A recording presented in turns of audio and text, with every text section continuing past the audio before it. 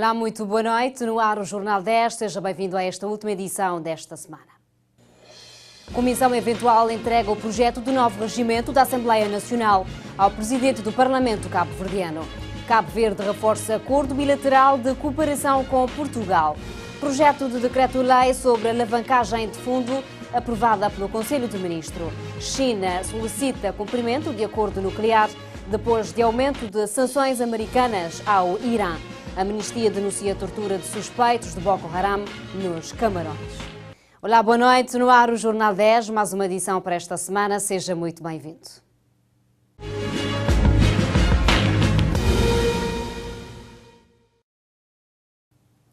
Continuação de boa noite, vamos à atualidade nacional.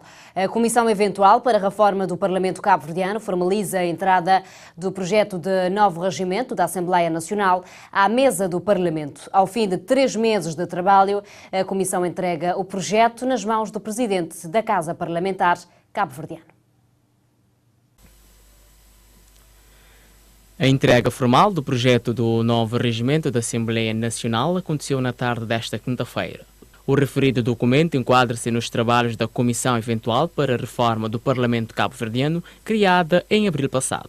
Este novo regimento entrará em vigor em janeiro de 2018, segundo o presidente da referida Comissão, Rui Figueiredo.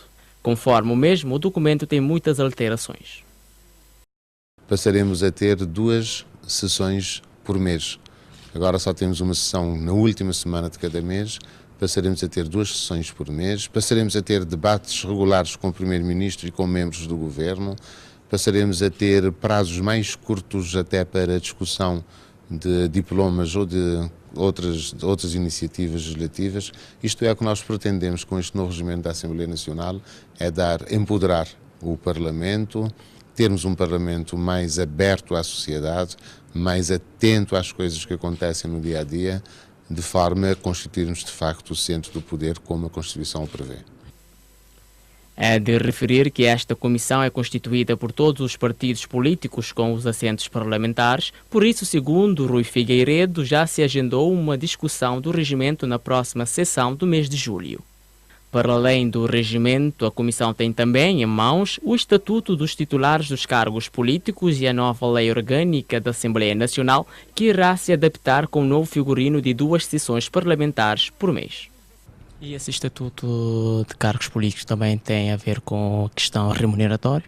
Não, o Estatuto dos Titulares dos Cargos Políticos não tem a ver com a questão remuneratória. Nós estamos a ver o Estatuto dos Titulares dos Cargos Políticos na sua maior abrangência, a ver com o que tem a ver com o exercício das funções dos vários titulares de cargos políticos, mas a questão remuneratória é uma questão a ser vista paralelamente. Não tem a ver com a função, com as atribuições desta Comissão Eventual de Reforma do Parlamento Cabo-Verdiano, reconhecendo que é uma questão que deve ser analisada pela sociedade cabo-verdiana, mas não faz parte das atribuições desta Comissão Eventual de Reforma do Parlamento. O ato de entrega aconteceu esta quinta-feira na sala de reunião da Assembleia Nacional. Realizou-se hoje na cidade da Praia uma reunião conjunta das comissões especializadas dos assuntos constitucionais, direitos humanos, segurança e reforma do Estado e de economia, ambiente e ordenamento do território, que visa a alteração da lei que permite a construção das Sandas Caldeiras. Um encontro que contou com a presença da ministra Eunice Silva. Um encontro que visou a aprovação na especialidade da proposta de lei que procede à primeira alteração à lei de 19 de janeiro que determina a dominialidade do Estado sobre o solo em Sandas Caldeiras e a concessão de uso privativo de terrenos no mesmo sítio, bem como um regime jurídico geral de uso e utilização desse mesmo solo. A ministra das Infraestruturas, Ordenamento do Território e Habitação, Eunice Silva, abordou com esta matéria noticiosa. Estamos condicionados no nosso trabalho a nível das Sandas Caldeiras devido à lei 105/2016, aprovado em janeiro de 2016, que proibia a construção e edificação de habitações dentro da cratera. Entretanto, há necessidade de resolver o problema das habitações, visto que a lei não foi posta em prática. A lei não foi posta em prática e houve continuamente retorno das pessoas às Sandas Caldeiras e nós propusemos à Assembleia Nacional, enquanto uma lei da Assembleia, que um dos artigos da lei, que diz precisamente isso, que proíbe a construção em enxame, fosse alterado, permitindo que se possa legalizar as construções já existentes em Chão das Caldeiras e eventuais novas construções devidamente autorizadas no quadro de um plano que está sendo elaborado, que é o plano detalhado da zona de Chão das Caldeiras. A autorização vai ser conjunta entre a Câmara Municipal e a direção do Parque Natural. A Câmara Municipal, para executar uma decisão desta natureza, teria que ter o aval do Parque Natural. E acabou-se por chegar a um consenso de que se deveria que a autorização devia ser dada por autoridades competentes, mediante a regulamentação. Portanto, vamos ter que passar à regulamentação da lei. Nesse mesmo dia, a 4ª Comissão Especializada de Relações Externas também se reuniu, tendo como ordem do dia a apreciação para efeito de parecer das propostas de resolução que aprova para adesão o acordo sobre a Aliança Solar Internacional anunciado pela primeira vez durante a Cimeira Índia-África em novembro de 2015. Cabo Verde reforça acordo bilateral de cooperação no quadro de direitos de autor e conexos com Portugal e apresenta plano de recuperação de Cidade Velha. Esta foi uma das pautas tratadas no encontro de trabalho que reuniu o Ministro da Cultura e das Indústrias Criativas, Abrão Vicente, com o seu homólogo português Luís Filipe de Castro Mendes, no Palácio da Ajuda, em Lisboa, no passado terça-feira. No âmbito deste acordo, considera o Ministro da Cultura e das Indústrias Criativas, Abrão Vicente, que entre Cabo Verde e Portugal desenha-se um quadro muito mais específico de colaboração institucional. Ainda segundo o mesmo, o apoio de Portugal nesse sentido é fundamental para que Cabo Verde possa avançar de melhor forma no processo sobre os direitos de autor e conexos. Segundo avança uma nota, Cabo Verde ainda pediu envolvência de Portugal na recuperação e reabilitação da Cidade Velha, berço da nação cabo-verdiana e sítio elevado a Património Mundial da Humanidade em 2009. Neste âmbito, há uma relação histórica entre os dois países e de colaboração entre as instituições que tratam tanto do património material como imaterial. A apresentação do Plano de Recuperação e Reabilitação da Cidade Velha foi bem acolhida pelo Ministro da Cultura portuguesa, que adiantou que Portugal está disposto a analisar com a Direção-Geral do Património Cultural e Instituto do Património Cultural em que medida podem colaborar.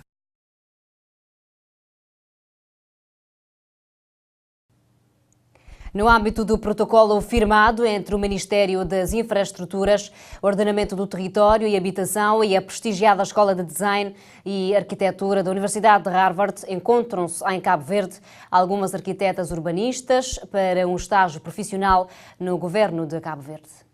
O principal projeto já finalizado pelas duas técnicas é uma proposta de reordenamento de território da cidade turística de Santa Maria, elaborado em colaboração com o Gabinete Técnico da Câmara Municipal do Sal, após uma permanência de um mês nessa ilha. O objetivo é de criar ferramentas regulatórias para a construção da cidade turística, edificação permitida na orla marítima, paisagismo, arborização e promoção de um ambiente mais inclusivo para a comunidade local, sem perder de vista o papel da cidade de Santa Maria como motor económico da indústria turística nacional. Escreve uma nota de imprensa que ainda ficou-se a saber que a Ministra das Infraestruturas e Ordenamento do Território e Habitação, Eunice Silva, considerou durante a apresentação que a proposta apresentada pode inclusive servir de apoio para estudos de outras cidades turísticas nacionais e deverá em breve ser traduzida para a língua portuguesa e publicada em livro. Assegura a mesma fonte que em breve o documento poderá ser socializado com várias outras instituições nacionais. O Conselho de Ministros aprovou o Decreto-Lei que visa a reconfiguração do limite da Zona de Desenvolvimento Turístico Integral na Ilha de São Vicente, lei que autoriza o Governo a legislar em matéria de serviço público, de abastecimento de água e saneamento, entre outros. Várias foram as propostas aprovadas pelo Conselho de Ministros, dentre as quais o projeto de decreto-lei que visa a reconfiguração do limite da Zona de Desenvolvimento Turístico Integral na Ilha de São Vicente, nomeadamente da Praia Grande, Saragaça e Topinho, bem como a Zona Sul da Baía das Gatas. Para essas zonas, visa proceder uma nova delimitação devido ao conflito entre a propriedade da Câmara Municipal e do antigo governo. Nesse sentido, essas propostas, ora aprovadas, têm por finalidade pacificar essas zonas de desenvolvimento do turismo integral nessa ilha. Nessa região, nessas ZTIs, existem vários conflitos de propriedade entre a Câmara Municipal e o Governo Central no passado, que é preciso, por um lado, resolver, e também existem muitos particulares que estão no meio desta situação que foi muito constrangedora para a imagem do país e para o ambiente de negócios no setor do turismo no país, nessas EDTIs, que era preciso também resolver. Com esta reconfiguração das EDTIs, o Governo claramente atua no sentido de melhorar o ambiente de negócios e de resolver definitivamente esses problemas, delimitando claramente as propriedades, a zona de desenvolvimento turístico integral. Outra proposta que foi aprovada é a lei que autoriza o governo a legislar em matéria de regime específico de atribuição e gestão de serviços públicos, de abastecimentos de água, de saneamento e das correspondentes infraestruturas, sendo esta proposta que vai ser levado ao Parlamento no sentido de clarificar as zonas da qual estas fazem parte. Desse modo, Elísio Freire assevera o seguinte: clarificar zonas que neste momento, a nível da legislação, não estão claras se pertencem ao governo ou se pertencem a câmaras municipais, e também de permitir que haja claramente atribuição e gestão dos serviços distinto daquilo que é a questão da gestão dos recursos hídricos. Uma coisa é gerir os recursos hídricos, o recurso público, a outra coisa bem diferente é atribuir uma gestão de serviços, de prestação de serviços de água e saneamento. Portanto, que existe neste momento uma certa zona, que é uma zona sombra, que através de uma legislação iremos criar um quadro jurídico claro que permitirá a todas as partes terem uma atuação dentro da lei, dentro das regras de transparência, mas também que trará, para além de mais transparência, trará também para o setor da água e saneamento uma regulação muito mais robusta.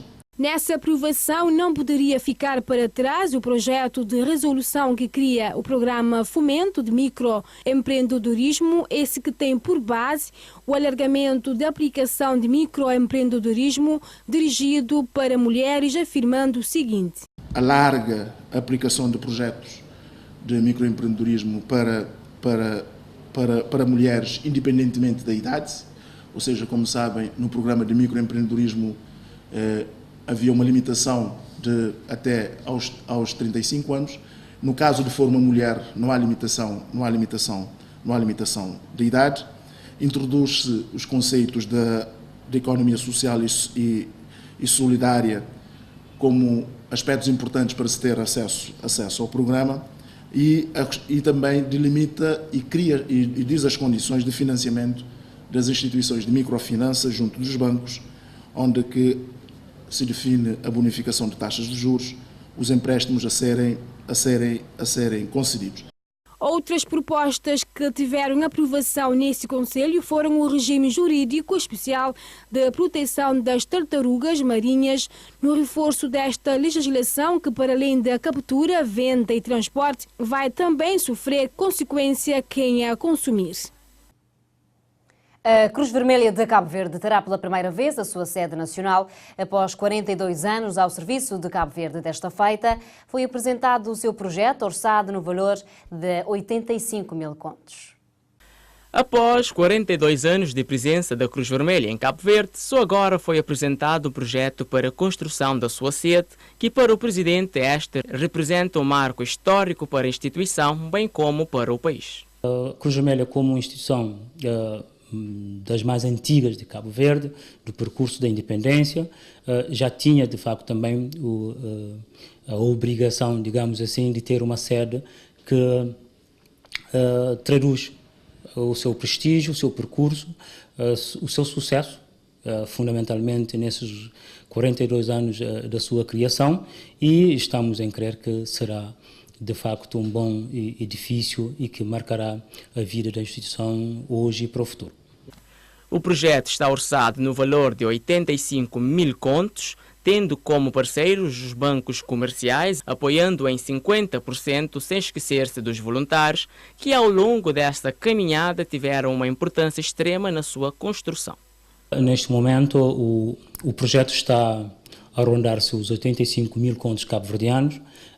Nós estamos a montar a engenharia financeira, parte do montante vai ser a nível interno, portanto vamos recorrer à tesouraria da Cruz Vermelha para construir esta sede, mas também estamos em crer que parte vai ser via recurso bancário. Ainda o projeto não tem uma data marcada para a sua implementação.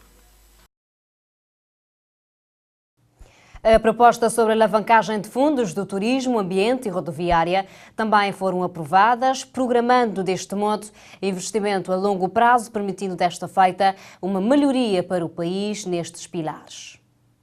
Essas alavancagens irão permitir ao Governo e aos municípios programarem melhor os investimentos de longo prazo. Em primeiro lugar, o Governo tomou a decisão de fazer uma programação plurianual dos investimentos do Fundo do Turismo, Fundo do Ambiente e do Fundo de Manutenção Rodoviária. Através do Fundo do Turismo pode-se emitir obrigações, ter acesso a financiamento bancários ou titularização das receitas futuras. Ou seja, isto quer dizer que pode-se, através de um instrumento que é a titularização das receitas futuras, por exemplo, no espaço de 10 anos, o Governo pode antecipar, ou as câmaras municipais anteciparem essas receitas, fazerem investimentos muito importantes para a melhoria do ambiente de negócios, a nível das infraestruturas, a nível de aeroportuárias ou portuárias, a nível da energia solar, a nível da infraestruturação rodoviária, fizer um investimento consistente e financiado através de um mecanismo, de um veículo, e ir pagando ao longo do tempo através das receitas anuais do Fundo do Turismo. E o Governo o que é que está a fazer com esta alavancagem? E também é basicamente criar um quadro em que permitirá aos conselhos de administrações dos respectivos fundos fazerem esse tipo de operação e permite um investimento muito mais consistente do que o investimento parcelares que por vezes pode-se não se concluir devido à falta de financiamento. A Direção Nacional de Saúde promove durante quinta e sexta-feira em São Filipe uma ação de formação e capacitação dos profissionais de saúde da ilha em matéria de arboviroses. A ação de capacitação que decorre nas instalações do Hospital Regional São Francisco de Assis visa reforçar as capacidades técnicas dos profissionais de saúde em matéria de transmissão e prevenção dos arbovírus e na educação sanitária, assim como reforçar a abordagem dos profissionais nas intervenções contra o Zika e outras doenças transmitidas por vetores. Segundo a Infopress, o Ministério da Saúde e Segurança Social nos últimos anos diz que Cabo Verde registrou 2 epidemias por flavivírus, sendo que a primeira ocorreu em 2009 com a epidemia de dengue com mais de 21 mil casos suspeitos e a segunda entre finais de 2015 e meados de 2016 com a epidemia de Zika com mais de 7.500 casos suspeitos, 15 casos de microcefalia em bebés associadas à infecção pelo vírus Zika. Em 2016-2017 foram notificadas 121 casos suspeitos do vírus de dengue, indicando que são registrados de forma sazonal casos de paludismo, particularmente nas ilhas de Santiago e Boa Vista. É para fazer face a situações do género que a Direção Nacional de Saúde, no quadro do projeto BAT, realiza esta ação da formação na Ilha do Fogo sob o tema Educação Sanitária e Prevenção das Arboviroses para reforçar as capacidades técnicas dos profissionais de saúde em matéria de transmissão e prevenção dos arbovírus. O presidente da Câmara Municipal da Brava, Orlando Bala, afirmou que a situação dos transportes para a ilha deve ser resolvida o mais rápido possível, porque só está a trazer transtornos para os bravenses. Essas declarações foram proferidas numa entrevista via telefone com a TIVER. A Ilha Brava, segundo o seu presidente, Orlando Bala, tem tido poucas coberturas jornalísticas. Na tentativa de preencher esse vazio sentido pela Ilha das Flores, entramos em contacto com a Idilidade da Brava, que nos afirmou que a ilha está mal servida no que diz respeito aos transportes, apesar de algumas melhorias. Segundo o mesmo, a situação deve ser resolvida o quanto antes.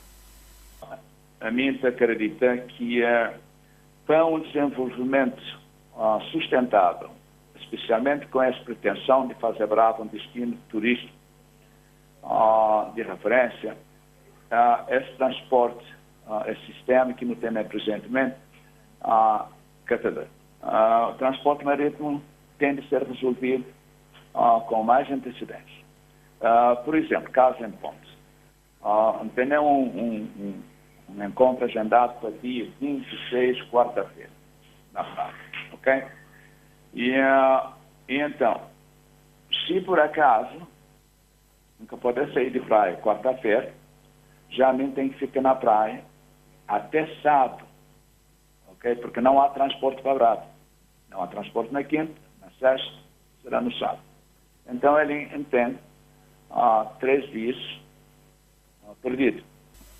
Nesse sentido, segundo afirma, esse sistema tem um impacto negativo em todos os setores da ilha. O transporte aéreo é um sonho antigo dos bravenses. No entanto, o governo prometeu um estudo de viabilidade para um aeroporto na menor ilha de Cabo Verde, no sentido de melhorar o acesso à ilha. Para o edil Orlando Bala, esse processo vai demorar, mas já se está a trabalhar para a sua concretização. O aeroporto está na fase inicial, ainda no dia 25, 2 aparelhos para estudo meteorológico para ser instalado e também levantamento para estudo de viabilidade do aeródromo para começar. E nos está bastante encorajado que nos próximos tempos nos está tendo uma decisão concreta se de fato é possível ter um aeródromo na Brava, assim como 90 almeja para todo este ano. Orlando Bala diz que o governo deve apoiar como parceiro do sistema de desenvolvimento para colmatar alguns problemas, nomeadamente na saúde e noutras áreas. Estruturas, por exemplo, o Centro Histórico de Nova Sintra tem uma grande necessidade de requalificação. Estradas que te ligam Nossa Senhora do Monte e Nova Sintra tem uma grande necessidade de requalificação. E outro sistema ali de residências ainda não tem uma camada pobre que tem capacidade suficiente de ter um casa, uma moradia com condições mínimas, coisas do tipo. Salienta que aos poucos essas situações vão ser resolvidas. É de realçar que o secretário-geral do MPD, partido que sustenta o governo, tinha dito que a construção de um aeródromo na Ilha das Flores não tem uma data estipulada. Outros assuntos desenvolvidos nessa entrevista com o presidente da Câmara da Brava foi o balanço das festas de São João. Balanço esse que a idilidade considera positivo, melhor que dos anos transatos. O movimento Somada Up, que tem como objetivo dinamizar a cidade de Assomada e dar esperança aos jovens, irá organizar no dia 29 de julho uma feira de empreendedorismo que está virado aos jovens com talentos escondidos que precisam ser postos em prática. Somada Up é um movimento sem fins políticos ou religiosos que surgiu através da reflexão dos membros dessa organização nas redes sociais com o objetivo da dinamização da Somada. De acordo com um dos membros do movimento Somada Up, Eddie Young, outro objetivo desta organização é criar e dar oportunidades aos jovens da cidade da Somada. E nosso objetivo com o Somada Up é dinamizar a Somada, eleva Somada e Santa Catarina e como concelho Somada como cidade, e dá jovens esperança. Nós é que Salvador, mas não está a criar condições para jovens tornar sonho para Somada e tornar sonho na Somada. Somada não tem um êxito de talentos, tudo está a sair fora, como Somada que tem condições para para suportar ou para aguentar que esse talento lá dentro. Talento natural. Sendo que o foco desse movimento é motivar os jovens da Somada e não só, os membros do Somada Up irão organizar uma feira de empreendedorismo ainda este mês, virado aos jovens. No entanto, Cris da Lomba, um outro membro da organização, afirma que o evento sobre empreendedorismo é virado aos jovens com idade compreendida entre os 18 a 35 anos, com talento em várias áreas da economia. Não queria juntar o útil ao agradável. Se nós não temos talento, para nós nunca também para não expor em alguma coisa. Nós fazemos uma feira de empreendedorismo onde ele é virado para jovens. Tem algumas condições e onde que é a idade, que é de 18 a 35. Para pessoas mesmo, que as últimas feiras que estão a fazer, são pessoas grandes, então são empresas que pessoas de um modo geral que também beneficiam com ela. Então nós fazemos aquele evento ali, aquela feira de empreendedorismo para pessoas que têm talento em qualquer tipo de área. Acerca dos parceiros para a organização desse evento, os membros do Somada Up avançam que já contam com alguns, mas que aguardam a uma confirmação dos mesmos. Realçam que, independentemente da confirmação dessas ajudas ou não, o evento vai acontecer através da boa vontade e aderência do público jovem. Tem alguns parceiros e não se espera a confirmação, é aquela que não se faz evento com condições que não tem. Se que esse parceiro que não se espera a resposta, eles aceitam, perfeito. Se não está fazendo de nossa forma. Que tinha mesmo pujança de brilho, por exemplo, do evento, mas só tem brilho de vontade. Pessoas que querem se vai 50 jovens, e na cada única 50 jovens levam uma ideia de negócio diferente, naquele um espaço que é a Praça Gustavo Monteiro, era perfeito. Então, que esse parceiro não manda carta para a Câmara de Comércio, não manda carta para outras instituições. Se tiver patrocínio, não está fazendo uma coisa grande. Yeah. Se tiver, não está fazendo uma coisa grande de nossa forma. A nossa medida. Faz e não se faz, independentemente de qualquer coisa, faz e não se faz. Se tiver patrocínio, é espetáculo. Se tiver, não está fazendo assim mesmo. Esta é a primeira vez que um evento sobre empreendedorismo jovem é realizado na cidade da Somada através do movimento Somada Up, um projeto que já foi abraçado pela Câmara Municipal da Somada. A feira acontece no dia 29 de julho. Um relatório da ONU intitulado Acabar com a SIDA, o progresso rumo às metas de 90-90-90 destaca Cabo Verde como um dos países lusófonos que já superaram a barreira dos 50% de infectados com o vírus HIV que estão a ser alvo de tratamento com antirretrovirais, mas ainda assim está longe das metas definidas pela ONU para 2020. A ONU-SIDA destaca que Cabo Verde, como um dos 7 países da África Ocidental e Central, ultrapassou a barreira dos 50% de doentes com HIV em tratamento. No relatório, a ONU-SIDA realça que, pela primeira vez, os dados estão equilibrados, pois 53% das pessoas contaminadas com o vírus da SIDA já têm acesso a tratamentos antirretrovirais e que as mortes relacionadas com a doença também desceram para metade desde 2005.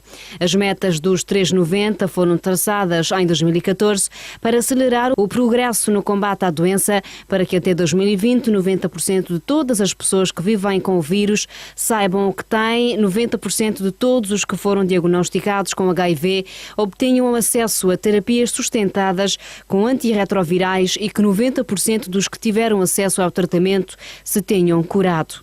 Em 2016, 19,5 milhões dos 36,7 milhões de pessoas com HIV tiveram acesso a tratamento com antirretrovirais, tendo o total de mortes diminuído de 1,9 milhões em 2005 para cerca de 1 milhão em 2016. A televisão digital terrestre TDT já cobre 12 municípios do país. A garantia foi dada hoje pelo presidente da ANAC, David Gomes. A informação surge na sequência da visita concebida aos membros da Comissão e alguns órgãos televisivos do país para conhecerem em loco as instalações e o processo de emissão da televisão digital terrestre.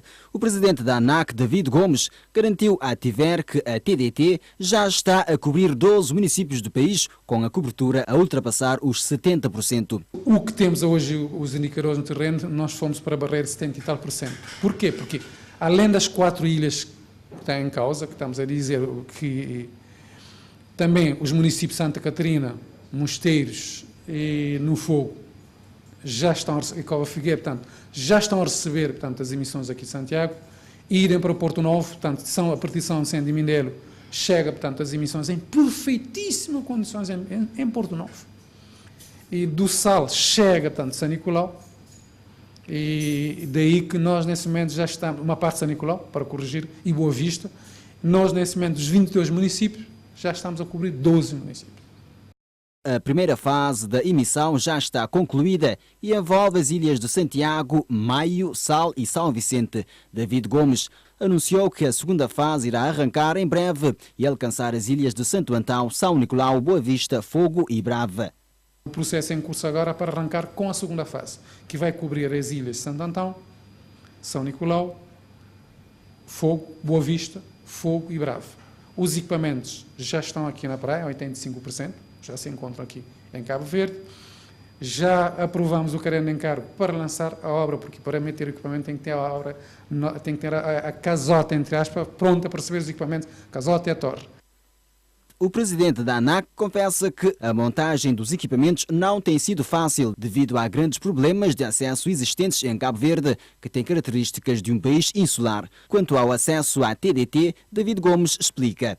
Nós aqui estamos a falar de TDT, é serviço aberto a todos, porque às vezes eu já encontrei com pessoas, mas olha, eu vou comprar o set-top box e vou pagar, vou passar a pagar. Não, é gratuito, desde ter ali um set-top box ou uma televisão, compatível com a norma DVB-T2. Repito, DVB-T2. Não um, mas 2.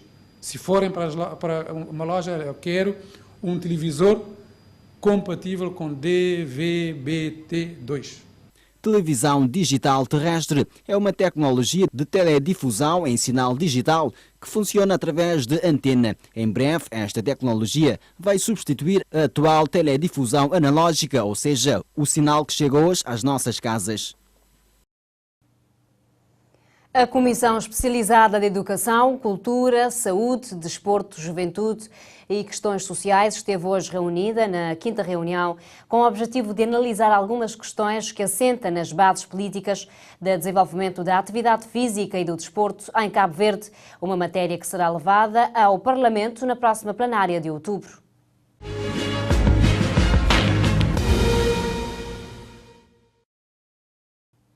Siga agora as opiniões fortes de hoje. Opiniões fortes. O elenco semanal.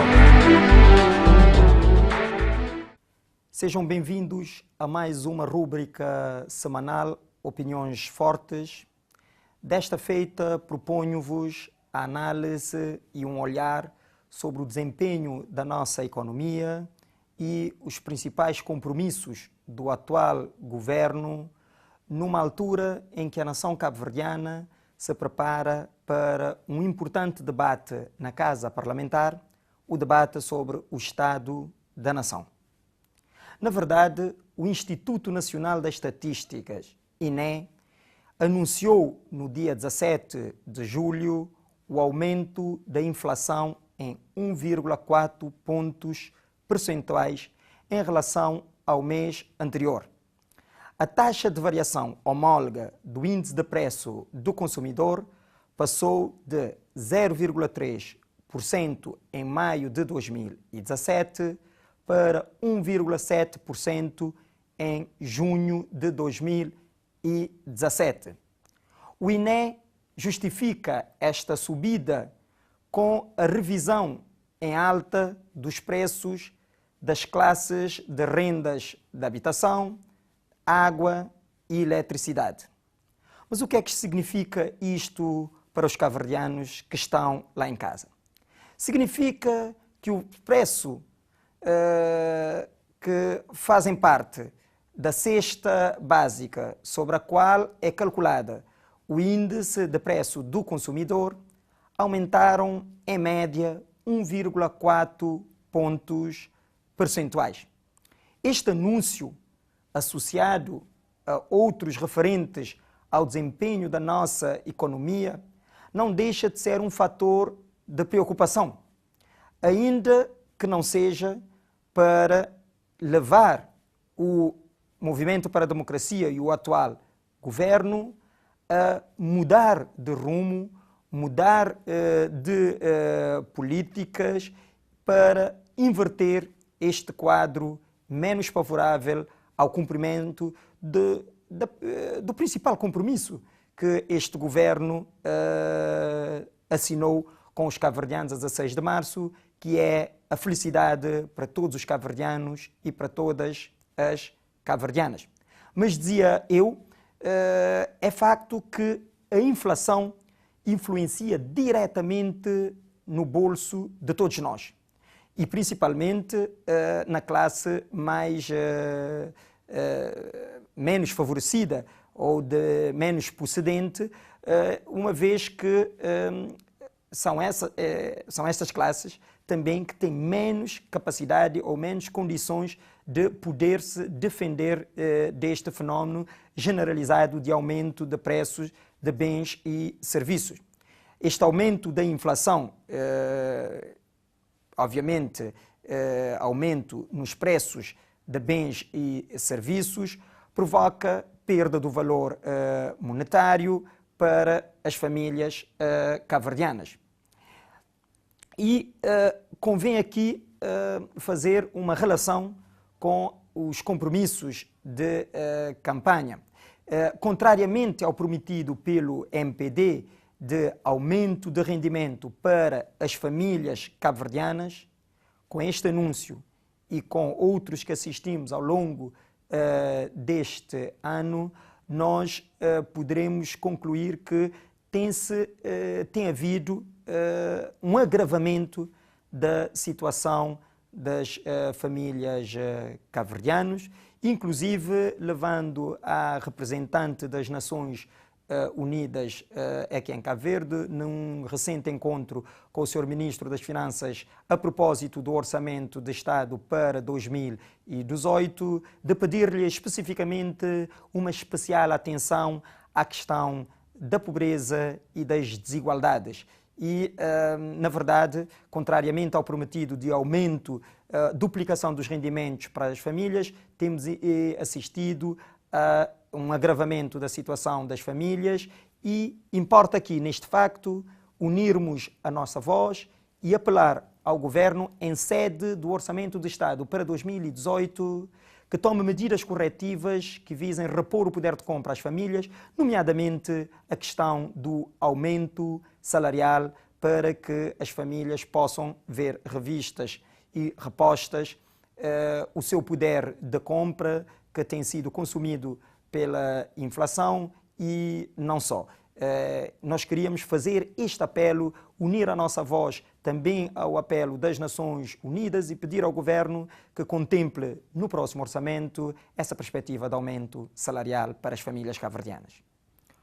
Outro indicador não favorável ao desempenho da economia em 2017 foi a recente revisão em baixa pelo Banco Central de Cabo Verde das perspectivas de crescimento para 2017. Na verdade, nem o país e nem os cabo-verdianos ficam contentes e satisfeitos, muito pelo contrário, ficamos preocupados quando as instituições do país, seja a INE, seja o BCV, seja as instituições internacionais como a FMI ou o Banco Mundial, revêem em baixo as perspectivas de crescimento do país. Foi isso que aconteceu. As perspectivas de crescimento do país foram revistas em baixa. No intervalo entre 3% a 4%, o BCV veio dizer de que as perspectivas de crescimento devem situar-se mais próximo do limite inferior deste intervalo. E isto coloca-nos uma série de problemas face aos compromissos do governo para a legislatura. Desde logo, o governo prometeu um crescimento econômico à volta de 7% em média ao longo da legislatura e, na verdade, a economia cresceu 3,8% em 2016 e as perspectivas para o crescimento de 2017 situam-se entre 3% a 4%, mas sendo mais próxima do intervalo dos 3%. Quer isto dizer que muito dificilmente, se o governo não mudar de rumo e não começar a tomar medidas práticas de apoio às empresas, ao setor privado e deixar de apenas anunciar medidas avulsas e no campo teórico, se é uma concretização prática, dizia eu, muito dificilmente cumprirá a meta do crescimento médio de 7% ao longo da legislatura, porque isso significa, com os dois crescimentos que já teve, significa que os próximos crescimentos terão que situar numa ordem superior a 10% para se poder prefazer uma média ao longo da legislatura dos 5 anos de 7%. Obviamente que isso tem os seus impactos. Um não crescimento robusto da nossa economia significará que muito dificilmente a meta do desemprego, do combate ao desemprego será cumprido. O governo prometeu, e aqui convém lembrar aos cabo-verdianos, a geração de 45 mil postos de trabalho ao longo da legislatura. O que verificamos foi no primeiro ano que a taxa de desemprego aumentou de 14,4% para 15%, aumentando mais 9 mil e tal desempregados face às estatísticas de 2015.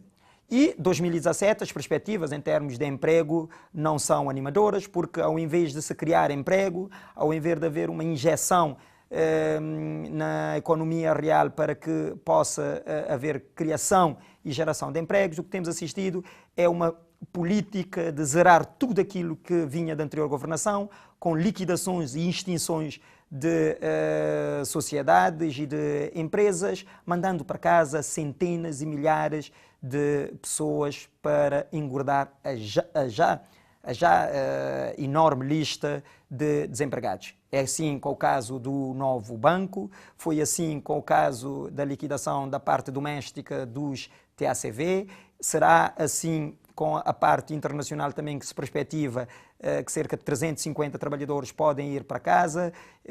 Tem sido assim um bocadinho pelas câmaras municipais do país, sob a liderança do Movimento para a Democracia, e foi assim também na Águas de Santiago, que mandou mais de 300 pessoas para o desemprego. Essas perspectivas são perspectivas pouco animadoras face ao crescimento da nossa economia, face à redução da pobreza, face à redução do desemprego e também face às questões da insegurança que graçam um pouco por todo o país e que, na medida daquilo que se pode correlacionar, pode ter uma relação direta ou menos direta com também o combate às desigualdades e às assimetrias em termos de distribuição da riqueza produzida pelo país.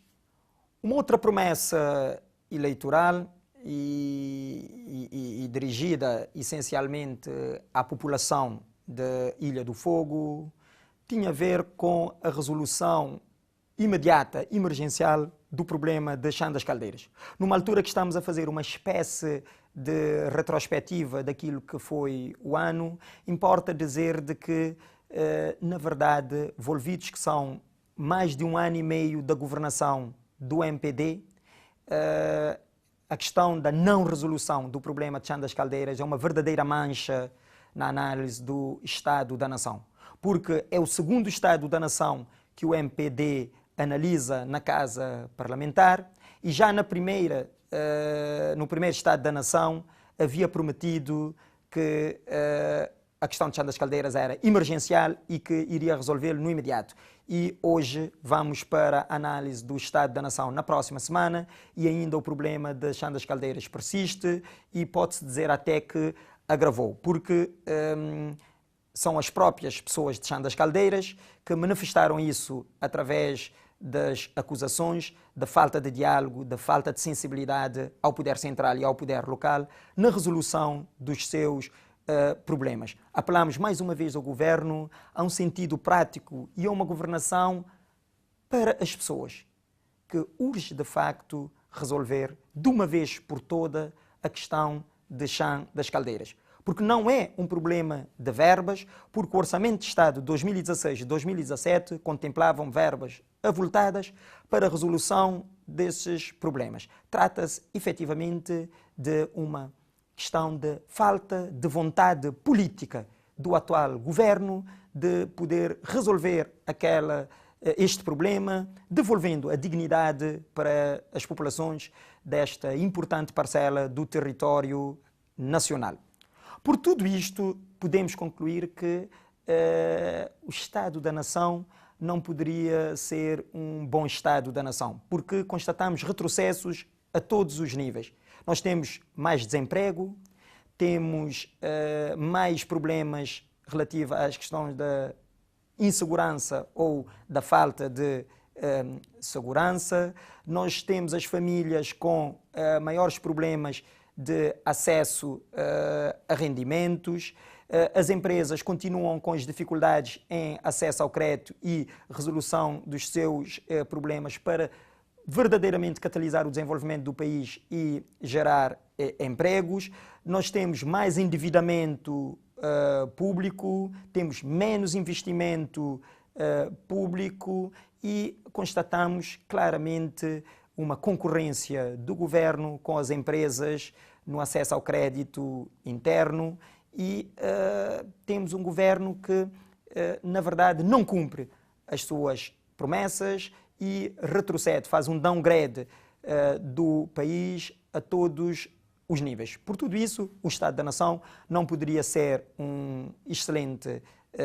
uma classificação de boa e apelamos ao Governo, em sede do Orçamento de Estado para 2018, que está a ser preparado, que introduza mecanismos práticos e efetivos para inverter o estado das coisas e devolver a esperança a todos os cabo-verdianos e a todas as cabo-verdianas. Desejo a todos a continuação de um ótimo dia na companhia da TIVER e da Rádio Dia e nós encontraremos aqui na próxima semana para mais uma rúbrica de Opiniões Fortes. Opiniões Fortes. As opiniões fazem-se na TIVER.